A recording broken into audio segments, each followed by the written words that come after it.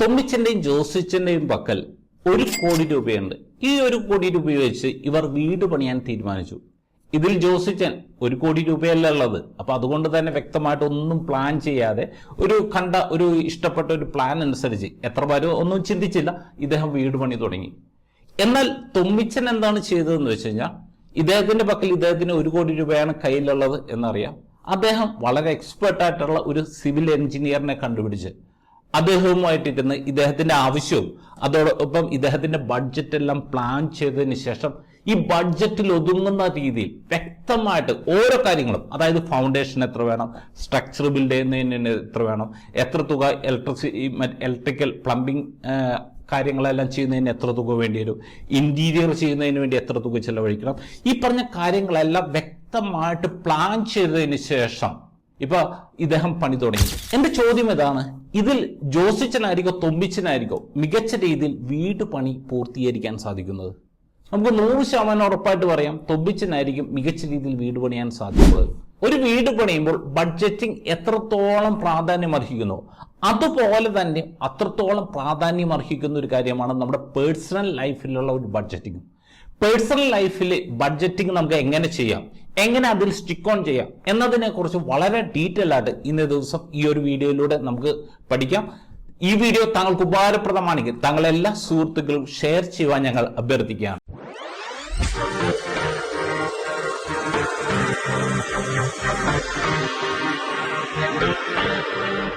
തൊമ്മിച്ച tips എന്ന financial video ബ്ലോഗിന്റെ പുതിയ എപ്പിസോഡുമായി നിങ്ങളുടെ മുമ്പിൽ വരുവാൻ എന്നെ അനുവദിച്ച ദൈവത്തിന് നന്ദി. ഇന്നേ ദിവസം നമ്മൾ മനസ്സിലാക്കുന്ന പോകുന്നത് എങ്ങനെ നമുക്കൊരു പേഴ്സണൽ ബഡ്ജറ്റ് ക്രിയേറ്റ് ചെയ്യാം, അതിൽ സ്റ്റിക്ക് ഓൺ ചെയ്യാം, അതുമായി ബന്ധപ്പെട്ടുള്ള കുറെ കാര്യങ്ങളാണ്. നമ്മളൊരു പേഴ്സണൽ ബഡ്ജറ്റ് നമ്മൾ ക്രിയേറ്റ് ചെയ്യുന്നത് ഒരു 4-5 സ്റ്റെപ്പിലൂടെയാണ്. അതിൽ ഏറ്റവും ആദ്യമായിട്ട് ഒന്നാമതായിട്ട് നമ്മൾ ചെയ്യേണ്ടതെന്ന് പറഞ്ഞു കഴിഞ്ഞാൽ assess your current financial situation. അതായത് ഇപ്പൊ നമ്മളെ സംബന്ധിച്ച് നിലവിലത്തെ കറന്റ് ഫിനാൻഷ്യൽ സിറ്റുവേഷൻ എന്താണ് എന്ന് അസസ് ചെയ്യുക എന്നതാണ് ഏറ്റവും പ്രധാനപ്പെട്ട ഒരു കാര്യം. അതിന് നമ്മൾ എന്ത് ചെയ്യണം? ആദ്യം ഇപ്പൊ നമ്മളെ ബാങ്ക് സ്റ്റേറ്റ്മെന്റ് നമ്മൾ എടുക്കുക, അതോടൊപ്പം തന്നെ നമ്മുടെ ബിൽസ് എടുക്കുക. ഇപ്പൊ നമുക്കറിയാം, ഇപ്പൊ നോർമൽ സിറ്റുവേഷനിൽ ഇപ്പൊ നമ്മൾ ഓൾമോസ്റ്റ് ഒരു മിക്ക ട്രാൻസാക്ഷൻ നമ്മൾ ചെയ്തുകൊണ്ടിരിക്കുന്നത് ഇപ്പൊ ഗൂഗിൾ പേ പോലെയുള്ള UPI സിസ്റ്റം വഴിയാണ്. അപ്പൊ അതുകൊണ്ട് തന്നെ ഈ ഡേറ്റാസ് എല്ലാം നമുക്ക് എടുക്കുന്നത് വളരെ എളുപ്പമായിരിക്കും. ഇനി താങ്കൾ ഇപ്പൊ ക്യാഷ് യൂസ് ചെയ്യുന്ന ഒരു വ്യക്തിയാണെങ്കിൽ ആവുന്നതും ഇപ്പൊ നമ്മളെ പേയ്മെന്റ്സ് എല്ലാം നമ്മൾ UPI പോലെയുള്ള സിസ്റ്റം വഴിയാണ് നമ്മൾ ഉപയോഗിക്കുന്നതെങ്കിൽ നമുക്ക് ഈ പറഞ്ഞ റിപ്പോർട്ടുകൾ നമുക്ക് എടുക്കാൻ നമുക്ക് വളരെ എളുപ്പമായിരിക്കും. അപ്പൊ നമ്മൾ ഈ ബാങ്ക് സ്റ്റേറ്റ്മെന്റ് പിന്നെ അതോടൊപ്പം തന്നെ ഈ പറഞ്ഞ കാര്യങ്ങളെല്ലാം ബിൽസ് എല്ലാം എടുത്തതിന് ശേഷം നമ്മൾ ചെയ്യേണ്ടത്, നമുക്ക് ഏറ്റവും ആദ്യം നമ്മുടെ ഇൻകം എത്രത്തോളം ഉണ്ട്, എത്രയാണ് നമ്മുടെ വരുമാനം എന്നതിനെ കുറിച്ച് ഒരു വ്യക്തത ഉണ്ടാക്കുക. ഇപ്പൊ ഒരു സാലറീഡ് ആയിട്ടുള്ള ഒരു വ്യക്തിയെ സംബന്ധിച്ചാണെങ്കിൽ ഇത് വളരെ എളുപ്പത്തിൽ പറ്റും, പക്ഷെ ഒരു ബിസിനസ്സുകാരനെ സംബന്ധിച്ച് ചിലപ്പോൾ അത്ര എളുപ്പത്തിൽ കിട്ടണമെന്നില്ല. അപ്പൊ അതുകൊണ്ട് തന്നെ നമ്മൾ ഇൻകം എത്രയാണെന്ന് നമ്മൾ ആദ്യം മനസ്സിലാക്കുക എന്നതാണ് ഏറ്റവും പ്രധാനപ്പെട്ടത്. പിന്നെ രണ്ടാമതായിട്ട് നമ്മുടെ എക്സ്പെൻസ് നമുക്ക് ഏത് രീതിയിലാണ് വരുന്നത്. അപ്പൊ അതിന് ഈ പറഞ്ഞ പോലെ ബില്ല്, പിന്നെ നമ്മൾ ഗൂഗിൾ പേയുടെ അതിലുള്ള ലിസ്റ്റ് ഒക്കെ നോക്കി കഴിഞ്ഞ് കഴിഞ്ഞാൽ നമ്മുടെ എക്സ്പെൻസ് നമുക്ക് കണക്കൂട്ടാൻ നമുക്ക് സാധിക്കും. പിന്നെ അതോടൊപ്പം തന്നെ ഏതെല്ലാം സോഴ്സിലൂടെയാണ് ഈ എക്സ്പെൻസുകൾ പോകുന്നത് അത് നമ്മളൊന്ന് അനലൈസ് ചെയ്യുന്നത് വളരെ നല്ലതായിരിക്കും. അപ്പൊ നമ്മളെ സംബന്ധിച്ച് ഇപ്പൊ നമുക്ക് ഒരു പേഴ്സണൽ ബഡ്ജറ്റ് ക്രിയേറ്റ് ചെയ്യണമെങ്കിൽ ഇപ്പൊ നിലവിലത്തെ ഒരു ഫിനാൻഷ്യൽ സിറ്റുവേഷൻ എന്താണെന്ന് നമുക്ക് മനസ്സിലാക്കാൻ സാധിക്കണം. അപ്പൊ അത് സഹായിക്കുന്നതിന് വേണ്ടി ഈ പറഞ്ഞ റിപ്പോർട്ടുകളെല്ലാം എടുത്തതിന് ശേഷം ഇപ്പൊ നിങ്ങളെ സംബന്ധിച്ച് വേണമെങ്കിൽ ഒരു എക്സലിലേക്ക് ഈ പറഞ്ഞ ഡീറ്റെയിൽസ് ആഡ് ചെയ്ത് കൊടുക്കുക. അല്ലെന്നുണ്ടെങ്കിൽ നമുക്ക് വളരെ യൂസ്ഫുൾ ആയിട്ടുള്ള മൊബൈൽ ആപ്പുകൾ നമുക്ക് അവൈലബിൾ ആണ്. ഇപ്പൊ ഞാൻ കഴിഞ്ഞ കുറെ നാളുകളായിട്ട് ഞാൻ ഉപയോഗിച്ചുകൊണ്ടിരിക്കുന്ന ഒരു മൊബൈൽ ആപ്പാണ് ഈ മണി മാനേജർ എന്ന് പറഞ്ഞ ഒരു മൊബൈൽ ആപ്പ്. ഇതിൽ ഈ പറഞ്ഞ കണക്കുകളെല്ലാം ഇപ്പൊ നമ്മളെ സംബന്ധിച്ച് വളരെ ഈസി ആയിട്ട് നമുക്ക് ആഡ് ചെയ്ത് നമുക്ക് മോണിറ്റർ ചെയ്യാനുള്ള ഫെസിലിറ്റി നമുക്ക് ഈ ഒരു ആപ്പിൽ നമുക്ക് അവൈലബിൾ ആണ്. അപ്പൊ ഈ തരത്തിലുള്ള ഒരു ആപ്പിലാണെങ്കിൽ നമുക്ക് വളരെ ഈസി ആയിട്ട് നമുക്ക് ഈ ഡേറ്റാസ് എല്ലാം എൻട്രി ചെയ്ത് കൊടുക്കാൻ, ബഡ്ജറ്റിംഗ് ഈ പറഞ്ഞ കാര്യങ്ങളെല്ലാം ചെയ്യാൻ നമുക്ക് സാധിക്കും. അപ്പൊ നമ്മൾ ആദ്യം നമ്മുടെ assess your current financial situation. രണ്ടാമതായിട്ട് നമ്മൾ ചെയ്യേണ്ട കാര്യം എന്താണെന്ന് വെച്ച് കഴിഞ്ഞാൽ, രണ്ടാമത് ഇപ്പൊ നമ്മളെ സംബന്ധിച്ച് നമ്മളെ എക്സ്പെൻസിനെ കാറ്റഗറൈസ് ചെയ്യുക എന്നതാണ് നമ്മൾ രണ്ടാമതായിട്ട് ചെയ്യേണ്ടത്, അതായത് എക്സ്പെൻസിനെ നമ്മൾ കാറ്റഗറൈസ് ചെയ്യണം.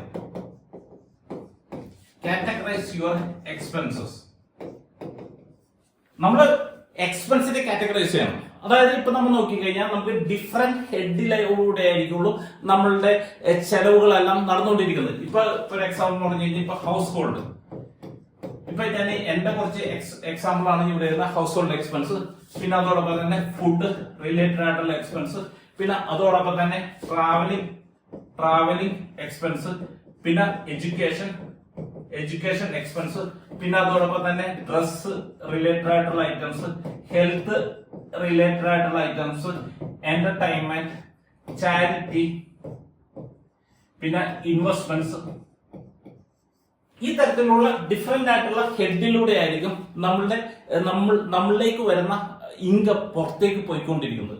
അപ്പൊ ഈ തരത്തിൽ ഇപ്പൊ നമ്മളുടെ ഇപ്പൊ ഏകദേശം ഒരു 3 മാസത്തെ ഈ തരത്തിൽ ഏതെല്ലാം ഹെഡിലൂടെയാണ് നമുക്ക് പൈസ നമ്മളിൽ നിന്ന് പുറത്തേക്ക് പോയത് എന്ന് മനസ്സിലാക്കണമെങ്കിൽ നമുക്ക് ഇതിന്റെ ഏകദേശം ഒരു പാറ്റേൺ നമുക്ക് മനസ്സിലാക്കാൻ സാധിക്കും.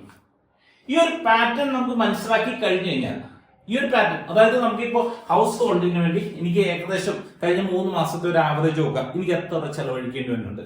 പിന്നെ അതോടൊപ്പം തന്നെ ഫുഡിന് വേണ്ടി കഴിഞ്ഞ 3 മാസത്തെ ആവറേജ് നോക്കുന്ന സമയത്ത് എനിക്ക് എത്ര രൂപ ചെലവഴിക്കേണ്ടത് വരുന്നുണ്ട്. അപ്പൊ ഈ ഒരു കാര്യം മനസ്സിലാക്കുന്ന സമയത്ത് നമുക്ക് ഒരു ബഡ്ജറ്റിംഗ്, അതായത് ഈ പറഞ്ഞ കാര്യത്തിനെല്ലാം എത്ര തുക നമുക്ക് ബഡ്ജറ്റിംഗ് ചെയ്യണം എന്ന് നമുക്ക് മനസ്സിലാക്കാൻ സാധിക്കും. ഇനി മൂന്നാമതായിട്ട് അതായത് ഇപ്പൊ നമ്മളെ സംബന്ധിച്ച് നമ്മൾ കാറ്റഗറൈസ് ചെയ്തു. ഇനി മൂന്നാമതായിട്ട് നമ്മൾ ചെയ്യേണ്ട ഒരു കാര്യം എന്ന് പറഞ്ഞാൽ ക്രിയേറ്റ് യുവർ ബഡ്ജറ്റ്. മൂന്നാമതായിട്ട് നമുക്കൊരു ബഡ്ജറ്റ് ക്രിയേറ്റ് ചെയ്യണം. അപ്പൊ ബഡ്ജറ്റ് ക്രിയേറ്റ് ചെയ്യുന്ന സമയത്ത് നമുക്ക് ഈ ഒരു കാര്യം, അതായത് ഇവിടെ നമ്മൾ നോക്കിക്കഴിഞ്ഞ് കഴിഞ്ഞാൽ ഇവിടെ കുറെ കാര്യങ്ങൾ നമ്മൾ എഴുതിയിട്ടുണ്ട്. അതിൽ പ്രയോറിറ്റൈസ് വൈസ് നമുക്ക് ചെയ്യുന്നത് കൂടുതൽ നല്ലതായിരിക്കും. ഇപ്പൊ എന്നെ സംബന്ധിച്ച് എന്റെ ഒരു പേഴ്സണൽ ഇതിൽ നോക്കുന്ന സമയത്ത് ഇപ്പൊ ഞാൻ ഏറ്റവും ഫസ്റ്റ് പ്രയോറിറ്റി നമ്മൾ കൊടുക്കുന്ന ഒരു കാര്യം ഇൻവെസ്റ്റ്മെന്റിനായിരിക്കും. അതായത് എന്റെ ഒരു പ്രിൻസിപ്പിൾ ഇതാണ്, ഏറ്റവും ചുരുങ്ങിയത് ഒരു 30% തുക എങ്കിലും ഇൻവെസ്റ്റ്മെന്റിലേക്ക് മാറ്റണം. അപ്പൊ സപ്പോസ് ഇപ്പൊ ഒരു 1 ലക്ഷം രൂപ വരുമാനമുള്ള ഒരു വ്യക്തിയാണെങ്കിൽ 30% ആണെങ്കിൽ ഇപ്പൊ നമ്മൾ എന്ത് ചെയ്തു, ഇൻവെസ്റ്റ്മെന്റ് എന്ന് പറഞ്ഞ ഒരു കാര്യത്തിന് ഞാൻ 30,000 രൂപ ഞാൻ ബഡ്ജറ്റ് ഇട്ടു. അതിനുശേഷം രണ്ടാമതായിട്ട് ഇപ്പൊ നമ്മളെ സംബന്ധിച്ച് എന്നെ സംബന്ധിച്ച് ഞാൻ കൊടുക്കുന്ന മറ്റൊരു ഇതാണ് ചാരിറ്റി.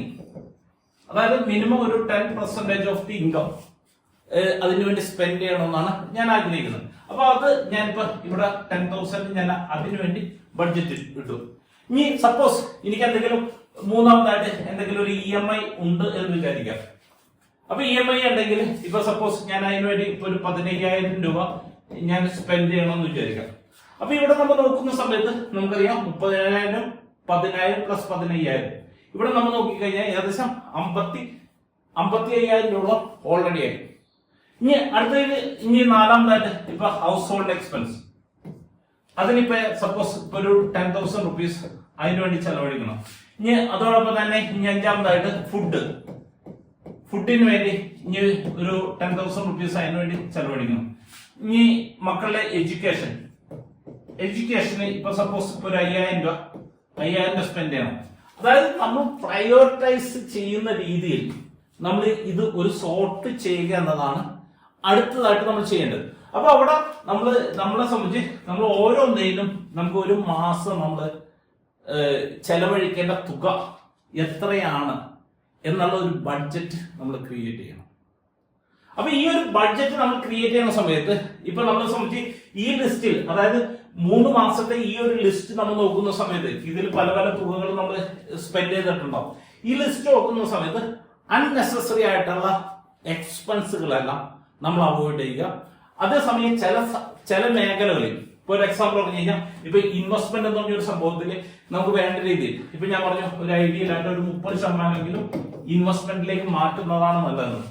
ഇപ്പൊ എന്നെ സംബന്ധിച്ച് ഇപ്പൊ ഒരു 10% ഇപ്പൊ നിലവിൽ മാറ്റുന്നുള്ളൂ എന്ന് വിചാരിക്കാം. എനിക്കതൊരു 15% ആയിട്ട് കൂട്ടാൻ സാധിക്കുമോ? ഈ 5% കൂട്ടണമെങ്കിൽ ഞാൻ ഇവിടെ ചിലപ്പോൾ പല മേഖലകളിലും ഞാൻ ചിലപ്പോൾ എക്സ്പെൻസ് കുറയ്ക്കേണ്ടി വരും. അത് ചിലപ്പോൾ എന്റർടൈൻമെന്റിന്റെ ആയിരിക്കാം, അല്ലെന്നുണ്ടെങ്കിൽ ഡ്രസ്സിങ്സിനായിരിക്കാം. അങ്ങനെയുള്ള പല മേഖലകളിലും ഏതെങ്കിലും തരത്തിലുള്ള കുറവ് വരുത്തി കഴിഞ്ഞാലായിരിക്കും എനിക്ക് ഇവിടെ ഒരു 5% കൂട്ടാൻ പറ്റുന്നത്. അപ്പൊ ഈ തരത്തില് നമ്മളെ സംബന്ധിച്ച് നമ്മൾ ഈ തരത്തിലൊന്ന് പ്ലാൻ ചെയ്തതിന് ശേഷമായിരിക്കണം നമ്മൾ ഈ തരത്തിലുള്ള ഒരു ബഡ്ജറ്റ് നമ്മൾ ക്രിയേറ്റ് ചെയ്യേണ്ടത്. ഇനി നാലാമതായിട്ട് നമ്മൾ ചെയ്യേണ്ട ഒരു കാര്യം എന്ന് പറഞ്ഞു കഴിഞ്ഞാൽ, ഇപ്പൊ നമ്മളെ സംബന്ധിച്ച് നാലാമതായിട്ട് നമ്മൾ ചെയ്യേണ്ടത് ട്രാക്ക് യുവർ സ്പെൻഡിങ്. അതായത് നമ്മൾ ഈ ബഡ്ജറ്റിംഗ് ചെയ്തതിന് ശേഷം നമ്മൾ തോന്നിയ പോലെ സ്പെൻഡ് ചെയ്ത് കഴിഞ്ഞാൽ നമുക്ക് അതുകൊണ്ട് കാര്യമില്ല. ഇപ്പൊ നമ്മളിപ്പോ ഇൻവെസ്റ്റ്മെന്റിന് വേണ്ടി നമ്മൾ 30,000 നമ്മൾ ബഡ്ജറ്റ് ഇട്ടിട്ടുണ്ട്. അപ്പൊ ഞാനിത് ഇതിനനുസരിച്ചാണ് ഞാൻ ഇൻവെസ്റ്റ്മെന്റ് ചെയ്തുകൊണ്ടിരിക്കുന്നത്. ഇപ്പൊ സപ്പോസ് ഞാൻ 25,000 രൂപ ഞാൻ ഈ ഒരു മാസം ഞാൻ ഇൻവെസ്റ്റ്മെന്റിലേക്ക് മാറ്റുന്നുണ്ടെങ്കിൽ അതിനർത്ഥം ഇപ്പൊ ഞാൻ ഇവിടെ കുറച്ച് ഇംപ്രൂവ്മെന്റ് ചെയ്യേണ്ട കാര്യമുണ്ടെന്നാണ്. ഇതുപോലെ തന്നെ ഞാൻ ഫുഡിന് ഞാനിപ്പോ 10,000 രൂപ ഞാൻ ബഡ്ജറ്റ് ഇട്ടു. ആ സമയത്ത് ഞാൻ ഇവിടെ 15,000 രൂപ ഞാൻ സ്പെൻഡ് ചെയ്തിട്ടുണ്ടെങ്കിൽ എവിടെയോ സംതിങ് ഒന്നിലും ബഡ്ജറ്റ് ഇട്ടതിലായിരിക്കാം, അല്ലെന്നുണ്ടെങ്കിൽ എന്റെ സ്പെൻഡിങ്ങിൽ അതായത് ഞാൻ ട്രാക്കിലല്ല പോകുന്നത്. അപ്പൊ ഇവിടെ നമുക്ക് ഏതെങ്കിലും തരത്തില് ഈ ഒരു എക്സ്പെൻസ് എനിക്ക് കുറച്ചു കൊണ്ടുവരാൻ പറ്റുമോ എന്ന് ചിന്തിക്കണം. അപ്പൊ നമ്മളെ സംബന്ധിച്ച് ഈ ട്രാക്ക് യുവർ സ്പെൻഡിങ്, ഇപ്പൊ നമ്മുടെ സ്പെൻഡിങ് ഹാബിറ്റ് നമ്മൾ ട്രാക്ക് ചെയ്തുകൊണ്ടിരുന്നു കഴിഞ്ഞാൽ മാത്രമേ നമുക്ക് ഈ പറഞ്ഞ കാര്യങ്ങൾ നമുക്ക് ചെയ്യാൻ സാധിക്കുകയുള്ളൂ. ഈ അടുത്തായിട്ട് ഇപ്പൊ അഞ്ചാമത് ഇപ്പൊ നമ്മളെ സംബന്ധിച്ച് ഒരു കാര്യം എന്താണെന്ന് വെച്ച് കഴിഞ്ഞാൽ, ഇപ്പൊ നമ്മളെ സംബന്ധിച്ച് ബഡ്ജറ്റ് ഇട്ടു, നമ്മൾ സ്പെൻഡ് ചെയ്തു. പക്ഷെ നമുക്ക് ചില സമയത്ത് അഡ്ജസ്റ്റ് ആസ് നീഡഡ്, അതായത് ചില സമയത്ത് നമുക്ക് അഡ്ജസ്റ്റ് ചെയ്യേണ്ടി വരാം. ഇപ്പൊ നമ്മളെ സംബന്ധിച്ച് നമ്മൾ ഒരിക്കൽ പ്രതീക്ഷിക്കാത്ത പല എക്സ്പെൻസും വരാം. ഇപ്പൊ പെട്ടെന്ന് ഒരു ഹോസ്പിറ്റലൈസേഷൻ വന്നു. നമ്മളിപ്പോ ഹെൽത്തിന് ചിലപ്പോ അവിടെ ഇട്ടിരിക്കുന്നത് ഒരു 5,000 റുപ്പീസ് ബഡ്ജറ്റ് ആയിരിക്കും. പക്ഷെ എനിക്ക് ഒരു 20,000 സ്പെൻഡ് ചെയ്യേണ്ടി വന്നു. അപ്പൊ ഈ തരത്തിലുള്ള പല രീതിയിലുള്ള നമ്മൾ ഒട്ടും എക്സ്പെക്ട് ചെയ്യാത്ത പല എക്സ്പെൻസും വരാം. അപ്പൊ അതിനനുസരിച്ച് കാരണം ഈ പറഞ്ഞ കാര്യങ്ങളൊന്നും നമുക്ക് ഒരു കാരണവശാലും നമുക്ക് അവോയ്ഡ് ചെയ്യാൻ പറ്റില്ല. അപ്പൊ ഇതെല്ലാം നമ്മൾ നോക്കിയതിന് ശേഷം നമ്മൾ ഈ ബഡ്ജറ്റ് നമ്മൾ റീ അഡ്ജസ്റ്റ് ചെയ്ത് പോയി കഴിഞ്ഞാൽ മാത്രമേ നമുക്ക് ഈ പേഴ്സണൽ ബഡ്ജറ്റ് എന്ന് പറഞ്ഞൊരു സംഭവം ചെയ്യാൻ പറ്റുള്ളൂ. അപ്പൊ ഞാനിപ്പോ നിലവിൽ ചെയ്തുകൊണ്ടിരിക്കുന്ന ഒരു കാര്യം എന്താണെന്ന് വെച്ച് കഴിഞ്ഞാൽ, ഇപ്പൊ എനിക്കിപ്പോ എന്നെ സംബന്ധിച്ച് ഇപ്പൊ നമുക്ക് ഒരു 3 ബാങ്ക് ഉണ്ട്. ഈ ഒരു 3 ബാങ്കിൽ ഇപ്പൊ ഈ ഒരു ബാങ്കിലേക്കായിരിക്കുള്ളൂ എന്റെ ഇൻകം മൊത്തം വരുന്നത് ഈ ഒരു ബാങ്കിലേക്കായിരിക്കും. അതിനുശേഷം ഞാൻ എന്താ ചെയ്യണമെന്ന് വെച്ച് കഴിഞ്ഞാൽ, എനിക്ക് മറ്റൊരു ബാങ്ക് ഉണ്ട്. ഇത് എന്റെ എക്സ്പെൻസിന് വേണ്ടിയുള്ള ഒരു ബാങ്ക് അക്കൗണ്ട് ആണ്. അപ്പൊ ഇതിൽ നിന്ന് ഞാനിപ്പോ എന്റെ എക്സ്പെൻസിന് എല്ലാത്തിനും കൂടി ഇപ്പൊ സപ്പോസ് ഒരു 40,000 രൂപ വേണമെങ്കിൽ ഈ 40,000 രൂപ ഞാൻ ഈ ബാങ്കിലേക്ക് ഞാൻ ട്രാൻസ്ഫർ ചെയ്തിടും. അതിനുശേഷം എനിക്ക് അടുത്തൊരു ബാങ്ക് ഉണ്ട്. ഇത് എന്റെ ഇൻവെസ്റ്റ്മെന്റിന് വേണ്ടിയുള്ള അക്കൗണ്ടാണ്. ഈ ഇൻവെസ്റ്റ്മെന്റിന് വേണ്ടിയുള്ള അക്കൗണ്ടിലേക്ക് ഞാൻ എമൗണ്ട് ട്രാൻസ്ഫർ ചെയ്തിടും. അപ്പൊ എന്നെ സംബന്ധിച്ച് ഈ എന്റെ എക്സ്പെൻസ് എല്ലാം ഈ ഒരു ബാങ്ക് അക്കൗണ്ടിൽ ത്രൂ അതിൽ ഒതുക്കുക എന്നത് ഞാൻ ഫോഴ്സ്ഫുള്ളി കാരണം ഈ ഒരു ബാങ്ക് അക്കൗണ്ട് ത്രൂ മാത്രമേ എന്റെ എക്സ്പെൻസ് എനിക്ക് ചെയ്യാൻ പറ്റുള്ളൂ. ഇപ്പൊ UPI അങ്ങനെ ഫെസിലിറ്റി ഉണ്ടെങ്കിൽ ഈ ഒരു അക്കൗണ്ടിന് മാത്രമേ UPI കൊടുക്കാൻ പാടുള്ളൂ. വേറെ ഒരു അക്കൗണ്ടിന് UPI ഒന്നും കൊടുക്കാൻ പാടില്ല. അപ്പൊ ഇങ്ങനത്തെ ഒരു മെത്തഡ് യൂസ് ചെയ്യണമെങ്കിൽ ഇപ്പൊ നമ്മളെ സംബന്ധിച്ച് നമ്മൾ ആ ഒരു ബഡ്ജറ്റിനനുസരിച്ച് തന്നെ നമുക്ക് നമ്മളുടെ എക്സ്പെൻസ് നമുക്ക് കൺട്രോൾ ചെയ്തുകൊണ്ടുവരാൻ നമുക്ക് സാധിക്കും. അപ്പൊ നമ്മളെ സംബന്ധിച്ച് നമുക്ക് ഈ ബഡ്ജറ്റിൽ നമുക്ക് ഓട്ടോമേറ്റ് ചെയ്യണമെങ്കിൽ അതായത് ബഡ്ജറ്റിൽ നമുക്ക് സ്റ്റിക്ക് ഓൺ ചെയ്യണമെങ്കിൽ നമുക്ക് ചെയ്യാവുന്ന ഏറ്റവും പ്രധാനപ്പെട്ട ഒന്നാമത്തെ കാര്യമാണ് ഞാൻ ഈ പറഞ്ഞ ഈ ഒരു മെത്തേഡ്. രണ്ടാമതായിട്ട് ഇപ്പൊ നമ്മൾ ഇൻവെസ്റ്റ്മെന്റ്സ് എല്ലാം നമ്മൾ ഓട്ടോമേറ്റ് ചെയ്യുക എന്നതാണ്. ഇപ്പൊ എന്നെ സംബന്ധിച്ച് ഇപ്പൊ എന്റെ ഇൻകം വരുന്നതെന്ന് പറഞ്ഞു കഴിഞ്ഞാൽ 27th ഇപ്പൊ ഞാൻ എന്റെ കമ്പനിയിൽ നിന്ന് ഞാൻ സാലറി എല്ലാം എടുക്കുന്നത് 27th ഇപ്പൊ ഞങ്ങള് കമ്പനിയിലുള്ള എല്ലാ എംപ്ലോയീസിനും നമ്മൾ സാലറി പേ ഔട്ട് ചെയ്യുന്നത് 27ാം തീയതിയാണ്. അപ്പൊ അതുകൊണ്ട് തന്നെ ഞാൻ എന്താ ചെയ്തതെന്ന് പറഞ്ഞു കഴിഞ്ഞാൽ, ഈ ഒരു ദിവസം കഴിഞ്ഞ് അടുത്തൊരു 5 ദിവസത്തിനുള്ളിൽ എന്റെ ബാങ്ക് അക്കൗണ്ടിൽ നിന്ന് ഞാൻ ഇൻവെസ്റ്റ്മെന്റ് ചെയ്യേണ്ട എമൗണ്ട് എല്ലാം ഇപ്പൊ ഞാൻ ഇപ്പൊ നിലവിൽ എന്റെ ബഡ്ജറ്റ് പ്രകാരം എന്റെ വരുമാനത്തിന്റെ 50% ഞാൻ ഇൻവെസ്റ്റ്മെന്റിലേക്ക് മാറ്റുന്നത്. ആ ഒരു തുക ഞാൻ എന്റെ അക്കൗണ്ടിലേക്ക് പൈസ വന്നു കഴിഞ്ഞാൽ ഏതാനും ദിവസങ്ങൾക്കുള്ളിൽ തന്നെ ഈ ഒരു എമൗണ്ട് ഓട്ടോമാറ്റിക്കലി ഇൻവെസ്റ്റ് ചെയ്യുന്ന രീതിയിൽ ഓട്ടോമേറ്റ് ചെയ്തു വെച്ചിട്ടുണ്ട്. അപ്പൊ അതുകൊണ്ട് തന്നെ ആ ഒരു സമ്പ്രദായം നമ്മൾ കൊണ്ടുവരുമ്പോൾ തന്നെ ഇപ്പൊ നമ്മളെ സംബന്ധിച്ച് നമുക്ക് ആ ഇൻവെസ്റ്റ്മെന്റിന്റെ കേസിൽ നമുക്ക് കുറച്ചും കൂടി നമുക്ക് കറക്റ്റ് ആയിട്ടുള്ള ഒരു കൺട്രോൾ വരും. പിന്നെ അതോടൊപ്പം തന്നെ ഒരു കാരണവശാലും പെട്ടെന്നൊരു തീരുമാനം എടുക്കരുത്. ഇപ്പൊ എന്തെങ്കിലും മേടിക്കണമെന്ന് തോന്നി ക്വിക്കായിട്ടുള്ള ഡിസിഷൻ എടുത്തു കഴിഞ്ഞാൽ പലപ്പോഴും അത് റോങ് ആയിട്ടുള്ള ഒരു ഐറ്റം വാങ്ങിക്കൂട്ടാനുള്ള സാധ്യത വളരെ കൂടുതലാണ്. അപ്പൊ പെട്ടെന്ന് തീരുമാനം എടുക്കാതിരിക്കുക എന്നത് വളരെ പ്രധാനപ്പെട്ട ഒരു കാര്യം. പിന്നെ റെഗുലർലി നമ്മളെ സംബന്ധിച്ച് വീക്കിലി എന്നോളം അല്ലെങ്കിൽ ഡെയിലി എന്നോളം നമ്മൾ ബഡ്ജറ്റ് പ്രകാരം തന്നെയാണ് പോകുന്നത് എന്ന് നമ്മൾ അനലൈസ് ചെയ്യുക. പിന്നെ അതോടൊപ്പം തന്നെ നമ്മൾ ബഡ്ജറ്റ് പ്രകാരം തന്നെ കൃത്യമായിട്ട് പോകണമെങ്കിൽ നമുക്കൊരു ചെറിയൊരു എന്തെങ്കിലും ഒരു ഗിഫ്റ്റ് നമുക്ക് തന്നെ ഒരു എന്തെങ്കിലും ഒരു ഇപ്പൊ സപ്പോസ് ഈ ബഡ്ജറ്റ് പ്രകാരം പോകണമെങ്കിൽ നമുക്ക് ഫാമിലി ആയിട്ട് നമുക്കൊരു ഔട്ടിങ് പോകാം. ഈ തരത്തിലുള്ള എന്തെങ്കിലും ഒരു പ്രൈസ് ഇപ്പൊ നമ്മുടെ ഫാമിലി മെമ്പേഴ്സിന് എല്ലാവർക്കും കൊടുക്കേണ്ടതാണെങ്കിൽ അവർക്കും ഈ ഒരു ബഡ്ജറ്റ് പ്രകാരം പോകാനുള്ള ടെൻഡൻസി വളരെ കൂടുതലായിരിക്കും. അപ്പൊ ഈ ഒരു മെത്തേഡുകൾ നമ്മൾ ശരിയായ രീതിയിൽ നമുക്ക് മോണിറ്റർ ചെയ്യാൻ സാധിക്കുക. ആദ്യം നമുക്ക് ചെയ്യേണ്ട ഒരു കാര്യം എന്താണെന്ന് വെച്ച് കഴിഞ്ഞാൽ ഇപ്പൊ നമ്മളുടെ എക്സ്പെൻസുകൾ അല്ലെങ്കിൽ നമ്മുടെ വരുമാന ചെലവുകളെല്ലാം ഇപ്പൊ നിലവിലത്തെ സിറ്റുവേഷൻ എന്താണ് എന്ന് നമ്മൾ ആദ്യം അനലൈസ് ചെയ്യുക എന്നതാണ്. അതിനുശേഷം ഇതിനെ നമ്മൾ കാറ്റഗറൈസ് ചെയ്യണം. കാറ്റഗറൈസ് ചെയ്യുന്ന സമയത്ത് അതിനുശേഷം പിന്നെ ബഡ്ജറ്റ് ക്രിയേറ്റ് ചെയ്യണം.